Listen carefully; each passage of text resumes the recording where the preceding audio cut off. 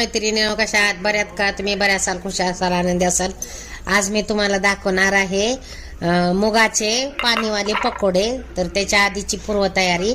मुगाची डाळ मी भिजू घातली होती साधारण 4 तास. तर आता ती भिजली आहे खूप छान. त्याला आता आपण मिक्सरमधून फिरवून घेऊया आणि पेस्ट बनवायची आहे. तर हे बघा, हे मुगाची डाळ मस्तपैकी अशी फुलली, भिजली. आता आपण मिक्सरमधून फिरवून घेऊया. त्याची एकदम फाईन पेस्ट करायची. हे पकोडे, मुगाच्या डाळीचे पकोडे खूप छान लागतात चवीला पण. आणि याच्यामध्ये सोडा वगैरे काही टाकायची गरज नाही. असं छानपैकी मस्त फुगतात. हे बघा, अशी पेस्ट करून घ्यायची. पेस्ट केल्यानंतर त्याच्यामध्ये आता आपण हे टाकणार आहे, ओवा टाकणार आहे. ओवा बघा 1.5 चमचा घेतलाय. 1.5 पण नाही, 1 फूल भरून आणि थोडंसं वर तो असा हातावर असा क्रश करून तो टाकायचा आहे. म्हणजे त्याला एक मस्त छान हे होतंय. मग त्याला असं खूप छान असं फ्लफी होईपर्यंत त्याला फेटायचंय. तर आता माझ्याकडे ते हे आहे, बीटर आहे. त्या बीटरने आता मी फ्लफी होईपर्यंत फेटणार आहे. तर मग आता हे बघा, चांगलं असं फ्लफी होईपर्यंत असं, म्हणजे आपली ते बेटर आहे ना, तो फुगलं पाहिजे. असं एकदम हे झालं पाहिजे, हलकं. मग ते हलकं झाल्यानंतर आपण ते टेस्ट करणार आहोत. पाण्यात टाकायचं ते. आणि पाण्यात टाकल्यानंतर ते पटकन वरती आलं की असं समजायचं की आपलं पीठ तयार आहे. ते बघा, ते तसं येतंय. तर पीठ तयार आहे. तर याला काय सोडा वगैरे काही लागत नाही. आता कढई ठेवलेली आहे. कढईमध्ये तेल ठेवलंय. आता तेल तापलं की आपल्याला ते सोडायचे आहेत भजी. नमक टाकत आहे स्वादानुसार 2 चमचे. ते नमक टाकल्यानंतर त्याला मिक्स करून घ्यायचं. आणि आता आपले पकोडे आता तयार आहेत बघा, मुगाचे पाणीवाले पकोडे.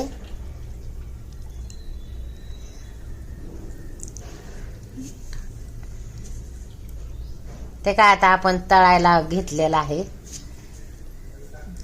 आता एक एक एक एक असे अगदी थोडं थोडं टाकायचे. ते फुगतात, मस्तपैकी फुगून वरती येतात. त्याला सोडायची पण गरज लागत नाही.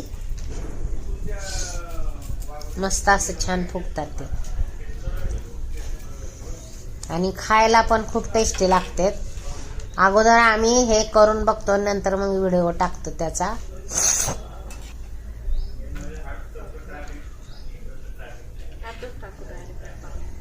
तेव्हा आपण सगळे असे पकोडे बनवून करून घ्यायचे मुगाचे. आणि पौष्टिक आहेत बरं का हे मुगाचे पकोडे पाणीवाले. खायला खूपच छान लागते, एकदम टेस्टी.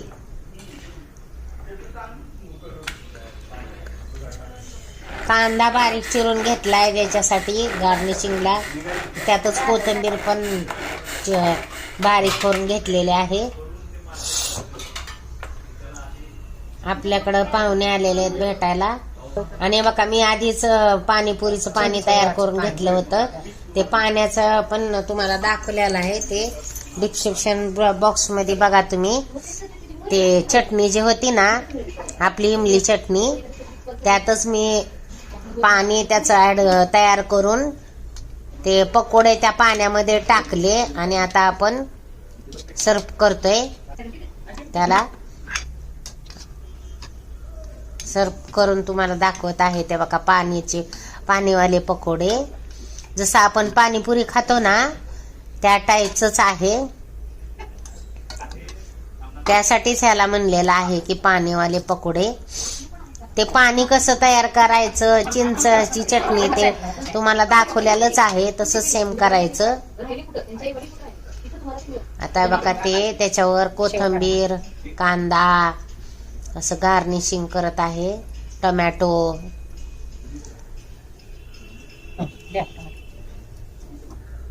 तेव्हा का आपलं गार्निशिंग झाले की आता शेव टाकायची. टोमॅटो टाकत आहे.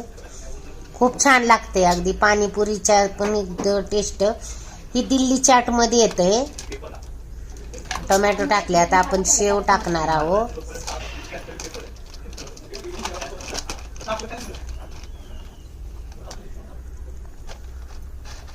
आता बारीक शेव टाकत आहे. जर आपल्याला असं चटपटीत काय खायचा वाटलं की आपण घरच्या घरी हे बनवू शकतोय. आता ही शेव टाकून झालेली आहे. तेव्हा का असं डेकोरेट करायचं.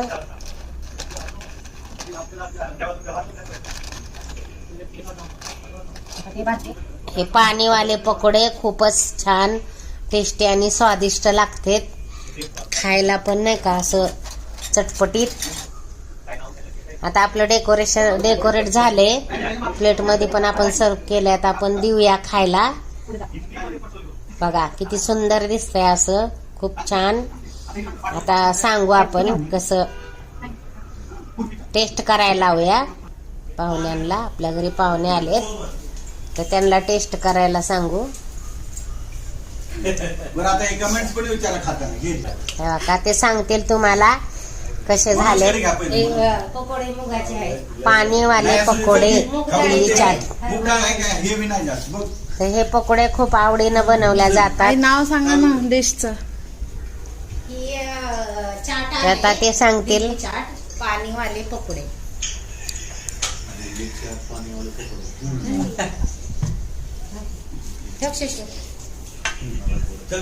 कसे झालेत ते सांगतील आता आपल्याला. छान झाले दिल्लीवाले पकोडे. मला ही जरा जास्त झालं म्हणून एक घास. तू खाऊन बघ ना. तू उलट म्हणतील थोडे अजून दे. एक घास. आता आपण त्यांना टेस्ट करायला सांगितलेलं आहे. ते आता आपल्याला सांगतील ते कसे झाले ते आणि आवडले का म्हणून. नंतर संध्याकाळी साड्यांचा हात लावायचा. त्याच्या हात लावते त्याला. कसे झालेत काका. एकच नंबर झालेत. रेसिपी छान आहे. खरंच पहिल्यांदा खातोय मला पण छान लागलं. मस्त आहे. घ्या घ्या. तर मैत्रिणीनं माझा हा पाणीवाले पकोडेचा व्हिडिओ तुम्हाला आवडला असेल तर माझ्या चॅनलला लाईक करा, शेअर करा, सबस्क्राईब करायला विसरू नका आणि बेलचं बटन दाबा आणि मला कमेंट करून सांगा की हे पकोडे तुम्हाला पाणीवाले कसे वाटले.